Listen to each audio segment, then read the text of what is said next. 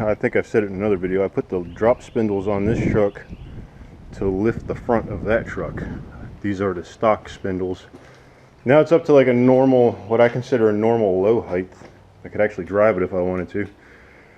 The rear, I got it jacked up right now, but it was so low. Like, I want to put a bigger tire back there, and you know, that's about the height I want it. If I let it off the jack stands, it goes all the way down and touches the tire. So I want to change. This has the flip kit and drops shackles. I'm gonna switch the shackles off the stock one and put the stock ones on here and the drop shackles on there. So that's what I'm currently working on. All right, there we go. We got a set. These are the drop ones. We're gonna go put these on the other truck and then retrieve the factory ones and put them back on this truck. All right, well, I just dropped my camera and scratched up the lens, so hopefully you guys can't see that. If you can, let me know. I'm gonna have to buy a new camera finally. But this is the dramatic difference between the factory shackles and the aftermarket ones. They advertise them to be a 1 and 2 inch drop, which let's get them out in the light here. I got daylight to work with and I'm working in the shadow. So I'm gonna line these up here. Let's just see what this is. So I'm gonna put that in the center there. So right off the bat, the first hole is 2 inches, second hole is 3 inches. So like I said, these were advertised to be 1 and 2 inches, which when I bought the kit, it was supposed to be 7-inch drop, which was the flip kit is 6 inches, and then this was supposed to be 1 inch on top of this. So I dropped the back of this truck like 9 inches. So flipping these around, putting these back on my truck should bring it up to where I want it, and putting these on this truck should make it sit kind of level. So let me get this taken care of and we'll see where we're at.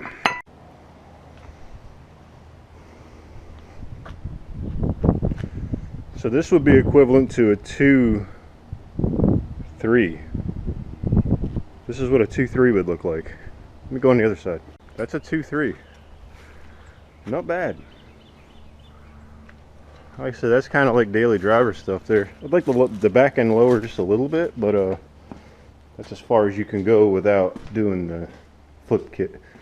So we're going to put the stock ones on this and see where this sits. This is up on the jack stands right now, so let me get the jack over here and see what it does. All right, there we go. We just I just put the factory shackles back in.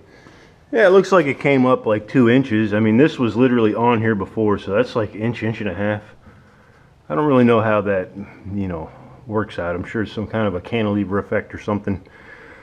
But you know, the distance on that shackle, like why is one so much bigger than the other and only lifts it so much? But anyway, that's not for me to figure out.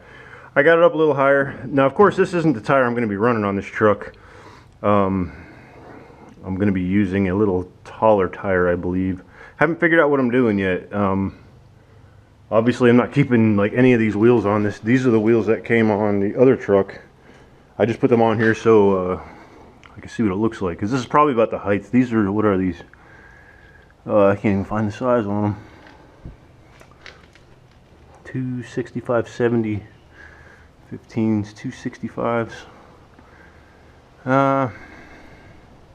I don't know. I don't know what I'm going to do yet. I know which wheels I want to go with, but I want a tire with some sidewall. I wanted to go with like 18-inch wheels, but I think the tire will be too narrow. I think I'm better off with like a 17-inch and I get a bigger sidewall, which is what I'd rather have. So like I said, this is my street truck. This is not for racing. I know everybody's that I talk to that sees my videos says, "How's your race truck coming along?" Like, this isn't the one. Like, to begin with, like I said, with the shaved door handles, I don't even think you're allowed on the track with shaved door handles because they can't get into you if something happens. So, all right. The whole reason this was even important to bring this up, there's no drive shaft in here. And I'm pretty much going under here for no reason. Yeah, I am. But I need to take my measurement while it's sitting for the drive shaft to take to the place to cut it and weld it and blah, blah, blah. And then it brings me one step closer to being able to start it up and drive it. Another issue I have is the transmission lines. I had to get a new battery. So this was my plan to begin with here. and I'm second guessing myself. I put AN fittings in the radiator, which is a good thing, but then I was going to use these. I think I covered this in another video, I'm not sure, but I was going to use this push-on hose and you know, put a clamp on it and call it a day. The problem is, and I was thinking about this,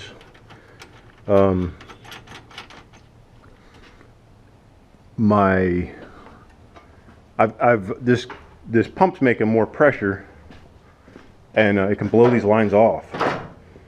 So I kind of need to run hard lines, because if one of them lines blow off and touches if that fluid touches any of the hot parts, any of the exhaust components, it's a fire, you know what I mean? So I've got to rethink that. I think for right now, just to like idle it, and like I said, I'm shy of like a drive shaft. I need the tube that connects the antifreeze from here to here, or here, which isn't nothing. I just got to go to the auto parts store, and that's it. Like I finish a wire harness and we can start it. That's like my goal for the next like 2 weeks. I'm gonna try to get this thing running, get the drive shaft in, and I can actually drive it around. Not really drive it around, but move it around without pushing it. That's where I want to get. So anyway, I guess that's kind of where I'm leaving off right now. I've got wiring to do. I got a bunch of wiring to do, and I just did a video about the two-step. I'm going to use a two-step on this truck because you can do it in the computer, but it's more confusing.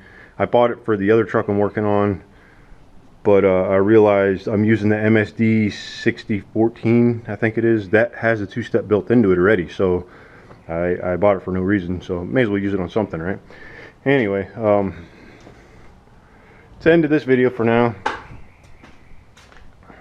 Wish it would be a little more exciting, but this is what I do, little things at a time, you know what I mean? I gotta do some paint work in here. I've been waiting for it to like dry up. Well, not only dry up, but I gotta get this running to drive it in there. I gotta patch up. I gotta finish the other door popper. I got a lot to do, a lot of little things, you know. But that's it till the next one.